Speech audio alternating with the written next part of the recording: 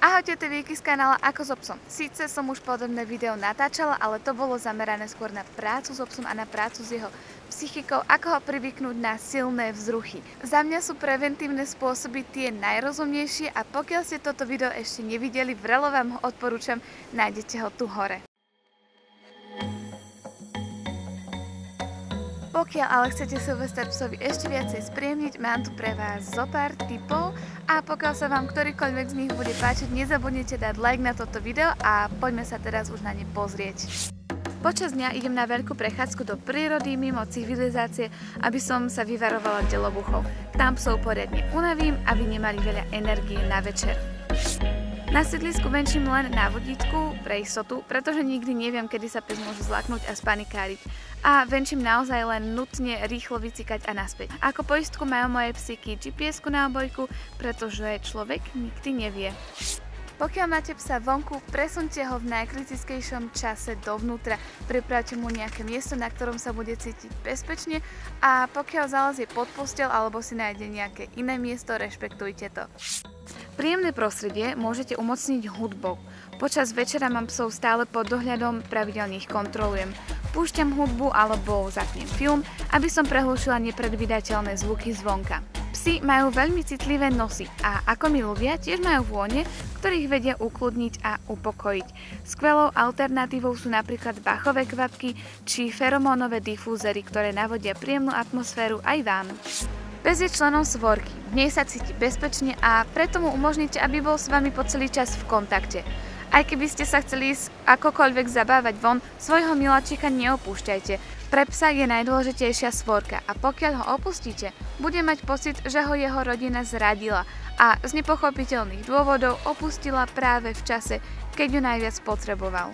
Psov nedotujem ani ich neupokojujem, pretože to je to najhoršie, čo by som mohla spraviť. Iba by som v nich podporila ten strach.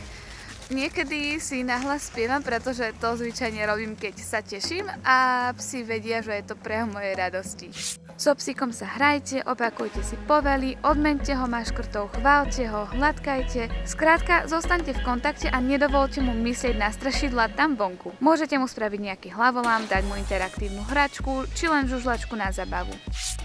Terapeutický dotyk stimuluje nervový systém psa. Viete mu tým pomôcť skľudniť sa, keď je v strese. Dotyky na ušiach sú veľmi prospešné. Uši totiž obsahujú množstvo akupresúrnych bodov, ktoré ovplyvňujú celé telo psa. Nie sú k tomu treba žiadne zvláštne schopnosti. Ucho môžete jemne prehýbať, miagať ich v dlaniach, robiť drobné kruhové pohyby v smere hodinových ručičiek pri korení ucha. Ďalej môžete prejsť cez čeluste na celé telo dlhými, plynulými alebo kruživými pohybmi po celej dĺžke psa až k chvostu. Ďalším spôsobom, ktorý môžete vyskúšať, je bandážovanie. Bude vám stačiť len elastický obväz. Začnite na hrudníku, vzadu na krku prekrížte a pod bruchom tiež. Zaviešte bandáž na boku, nie priamo na chrbte, aby uzlík nevytváral tlak na chrbtici.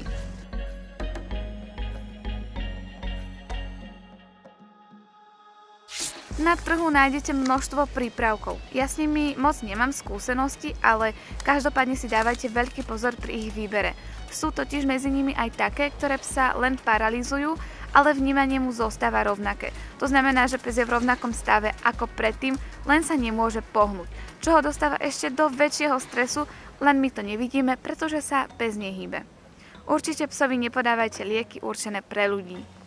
Ja lieky beriem ako poslednú možnosť a preto je to aj posledná možnosť, ktorú by som vám odporúčila.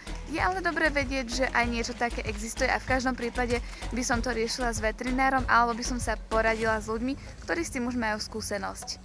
Nech to znie ako hociaké klišé, ale pes vníma naše emócie, naše pocity a tie sa na neho prenášajú. Najlepšie, čo na Silvestra môžete urobiť je, že zachováte pokoj, nerobiť prudké pohyby, zhlboka dýchať a užívať si príchod nového roka. Pre viac takýchto videí zanechajte like, aby sme videli, že vám sú nejakým spôsobom napomocné. Podporiť nás môžete odberom a prajem vám všetko dobré do nového roku a veľa zábavy s vašimi psíkmi.